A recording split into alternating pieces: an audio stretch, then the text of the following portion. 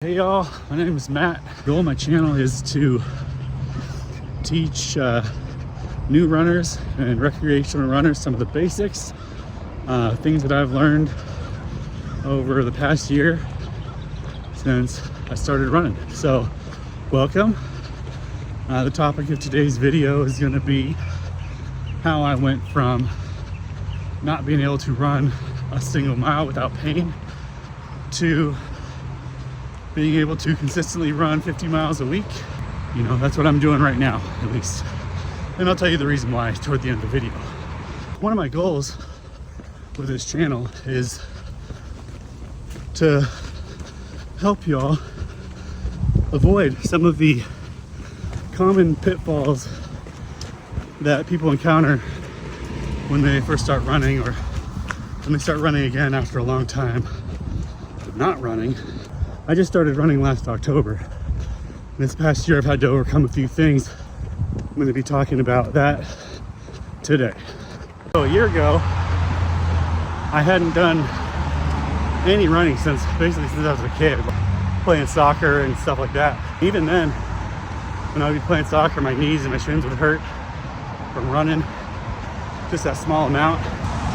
So I maybe ran a little bit in college, you know, just like at the gym on the treadmill for a mile, but my knees would always hurt, so I never really took it up, and I thought that I couldn't run because I had bad knees. That was not true.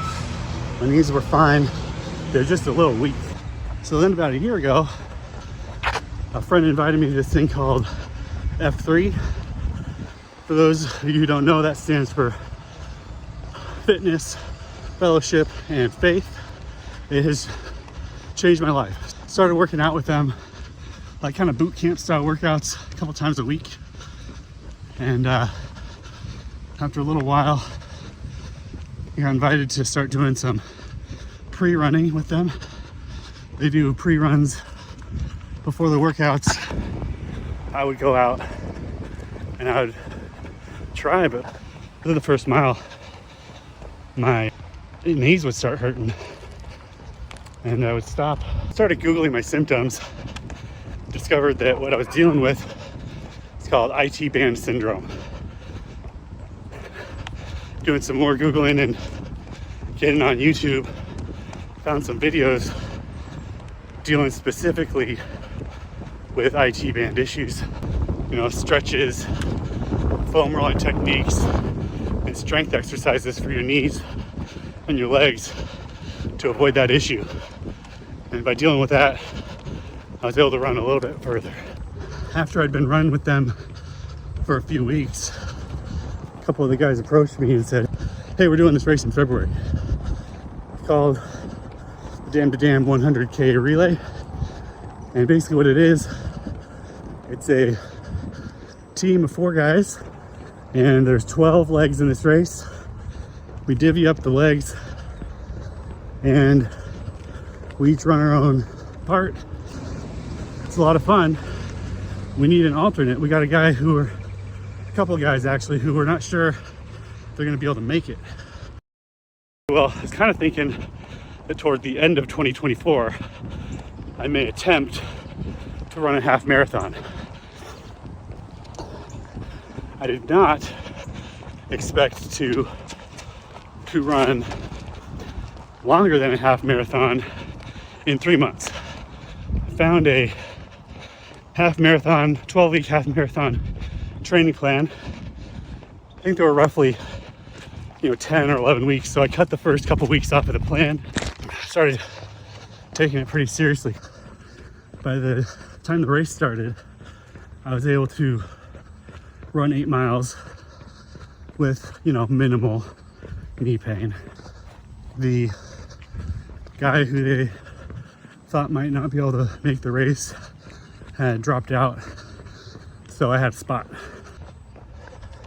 We did get up the legs, and the legs I got were 4 miles, 5 miles, 7.5 miles, in that order. So went out for the first leg and ran it no problem.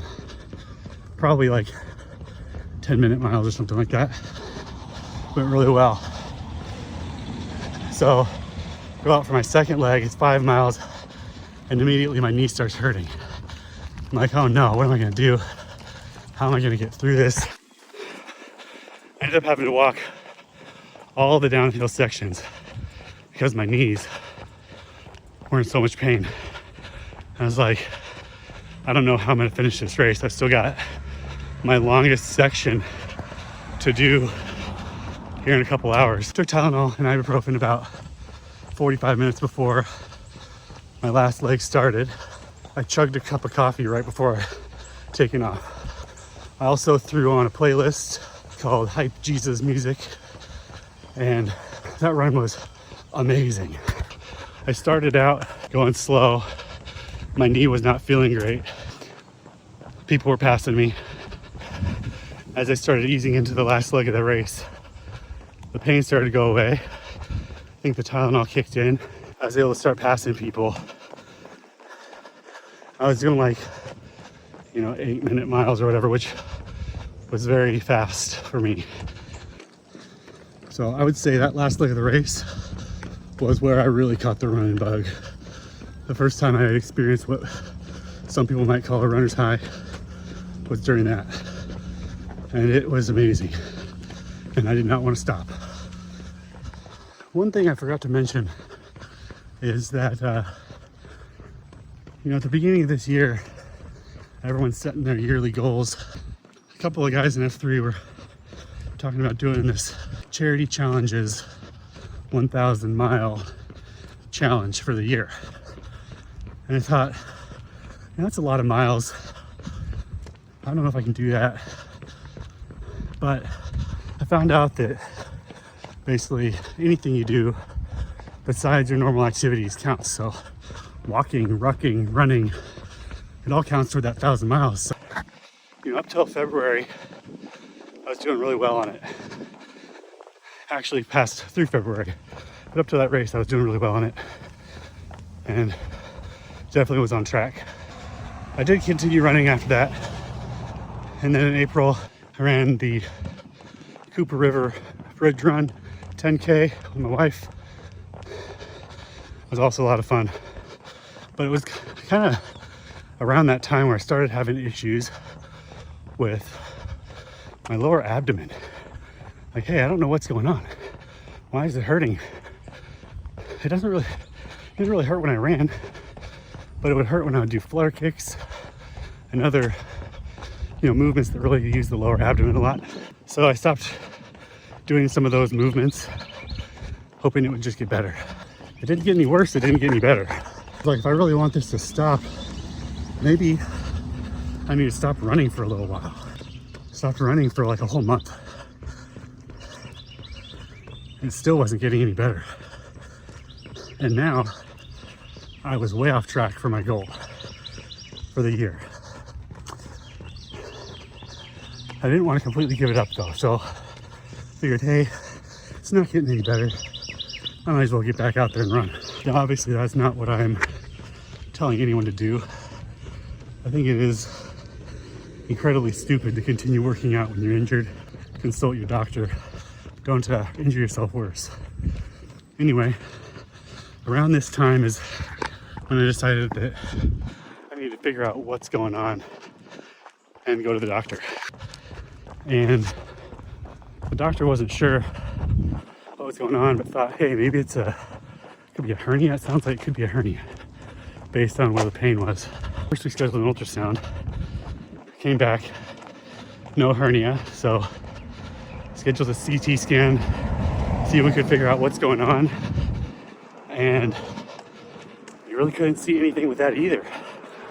So we decided it must be a psoas issue. Basically, if it's not being hurt by running, it's okay to continue. So I did. And I was probably running about 15 miles a week at that point. I was way off track on my miles for the year. Decided to increase my miles by 10% every week. As I was doing that, the psoas issue started getting better. I still feel it a little bit, but it's very mild. And it just continues to get better. The reason I started building my miles back up is because a 1,000-mile goal, if I hadn't set that goal at the beginning of the year, I don't think I would have done that, because it was starting to get hot over the summer. Routinely gets into the 90s. So even in the morning, some mornings it's 85 degrees before the sun even comes up. I needed that goal in order to continue my running over the summertime. There were days where I was running out in 95 degrees. The goal was important. Now it's October and it's starting to cool down. I built up my miles. The challenge comes along. There's a guy in F3 nicknamed Flo, and he decided to run a October challenge. He's gonna have a celebration at the end of the month. And anyone who was able to get that 150 miles in this month will get their drinks paid for. Anyone who gets 200 miles is going to also get their food paid for. And anybody who beats him in their miles, meaning they run more miles than he does in October, he's going to pay for their bridge run entry next year. As of now, we're about 2 weeks into that, and I don't think anybody is within striking distance of beating him. My goal is to get to 100 today. That is how I went from not being able to run a mile to running 50-mile weeks in 1 year. In order to run 1,000 miles in a year, you basically need to do a little bit under 20 miles a week for the whole year to reach that goal. As of now, I'm actually still 30 miles behind the pace for that goal, but I should be able to close that up by the end of this week and be on pace. That feels really good, because at one point over the summer I was 120 miles behind and I didn't think I was going to make it. I will definitely keep the channel updated on the progress on that goal. I do fully expect to make it at this point. I'm also going to be posting videos soon on some of the topics I brought up during this run. My IT band issue, my psoas issue, increasing my miles, ways to increase your miles a lot without injuring yourself. If you've got any topics that you want to learn about, go ahead and post those in the comments and I'll do my best to make those videos. Now, if you enjoyed this video, definitely give it a like, subscribe. Love to have you along the journey.